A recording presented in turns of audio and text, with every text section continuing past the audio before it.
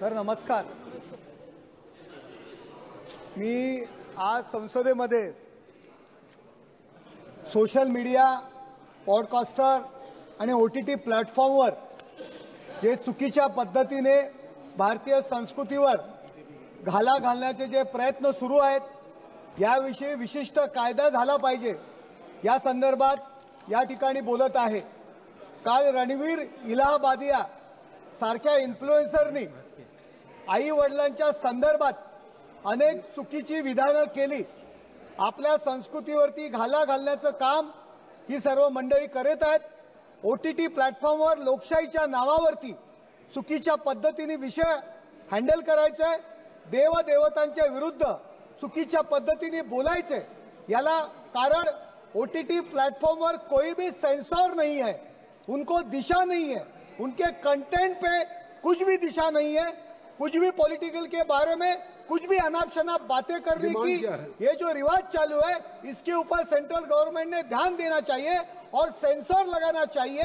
OTT platforms, सब podcaster, उनके लिए सख्त कायदा बनाना चाहिए और उनके ऊपर तुरंत गुना दाखिल करना चाहिए। ये विषय ये सभागृह में मैं आपके सामने रखता हूँ। मुझे भी इसकी जानकारी मिली है, मैंने अभी तक उसको फर्स्ट हैंड देखा नहीं है, लेकिन बहुत भद्दे तरीके से कुछ चीजों को कहा गया है, प्रेजेंट किया गया है, ऐसा मुझे भी पता चला है, जो बिल्कुल गलत है। फ्रीडम ऑफ स्पीच सभी को है, लेकिन हमारी फ्रीडम वहाँ समाप्त हो जाती है जब हम किसी और के फ्रीडम पर इंक्रोच करते हैं, और इस प्रकार का इंक्रोचमेंट ठीक नहीं है।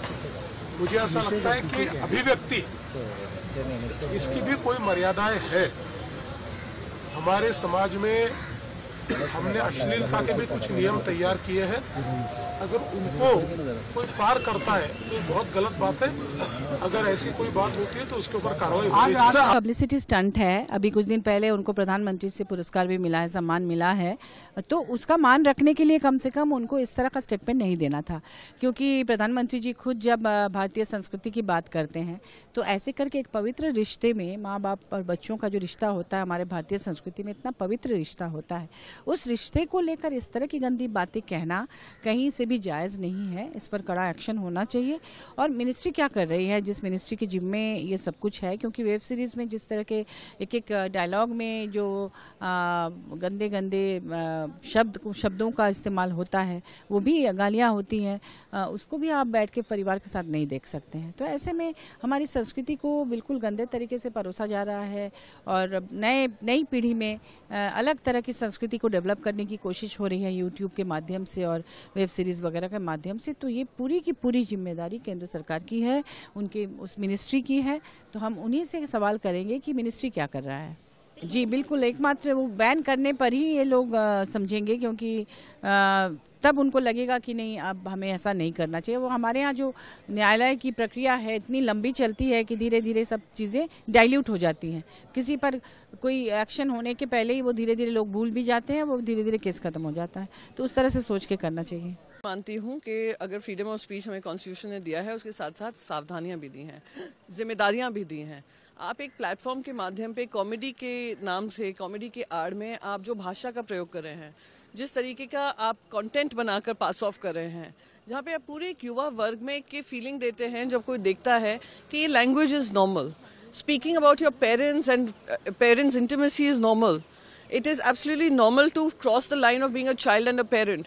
आई थिंक वो कहीं ना कहीं बाउंड्रीज होना ज़रूरी है, रिमाइंड करना ज़रूरी है। और जो कम्युनिटी गाइडलाइंस आती हैं इस प्लेटफॉर्म में, usually the community guidelines are followed by what where they are registered, तो वो भी community guidelines keeping in mind the sensitivity and constitutional morality, that is their responsibility, ये करनी पड़ेगी। मैं ये तो IT कमेटी में मैं इस मुद्दे को उठाने ही वाली हूँ। पार्लियामेंट स्टैंडिंग कमेटी में आप कह रही हैं उठाएंगे इस चीज़ को, और क्या आपको लगता है कि सोशल मीडिया प्लेटफॉर्म्स की भी जिम्मेदारी है? देखिए, सबसे पहले तो जिम्मेदारी उनकी होती है जो इन सोशल मीडिया प्लेटफॉर्म्स का इस्तेमाल कर रहे हैं, और अगर इररिस्पॉन्सिबली कर रहे हैं तो कार्रवाई उन पे भी होनी चाहिए। साथ ही साथ प्लेटफॉर्म्स को ये समझना होगा कि you can not just be making profit out of us.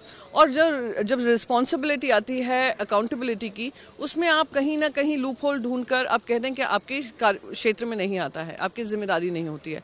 I have myself been at the receiving end, जो स्लैंडर कैंपेन्स चलते हैं, यूट्यूब पे कोई वीडियो बना देता है और फिर वो दूसरे पिकअप कर करके और उसको बढ़ाते हैं, और यूट्यूब अपना हाथ पीछे कर लेती है कि नहीं, ये हमारे कम्युनिटी गाइडलाइंस को नहीं वायलेट करा है। So somewhere we will need to ensure कि जनता को याद दिलाएं, जनता से ज़्यादा ऐसे यूट्यूबर्स को याद दिलाएं कि everything is not coming without responsibility. Your freedom of speech and your freedom for content creation also comes with certain guidelines and certain boundaries. Don't cross those boundaries. देखिए, हमने हमारे जो न्यूज़पेपर है सामना, हमेशा दो टूक बात रखी है। सच्चाई का आईना सभी को दिखाया है। भारतीय जनता पार्टी के साथ जब हम सत्ता पक्ष में थे और उनके साथ अलायंस में थे, तभी भी हम उठाते थे, और अब कांग्रेस के साथ हैं, हम वो भी उठा रहे हैं। जब हरियाणा में आम आदमी पार्टी भी खड़ी हुई थी, तभी भी हमने उठाया था। कहीं ना कहीं इंडिया अलायंस जो बना था, वो इस जिम्मेदारी से बना था कि हम सब अपनी प्राथमिकता ना रखें, अपनी पॉलिटिकल पक्ष की प्राथमिकता ना रखकर देश को की प्राथमिकता ध्यान में रखें, संविधान को, प्रजातंत्र को लेकर जो हमारी कमिटमेंट है उसको आगे बढ़ाएं।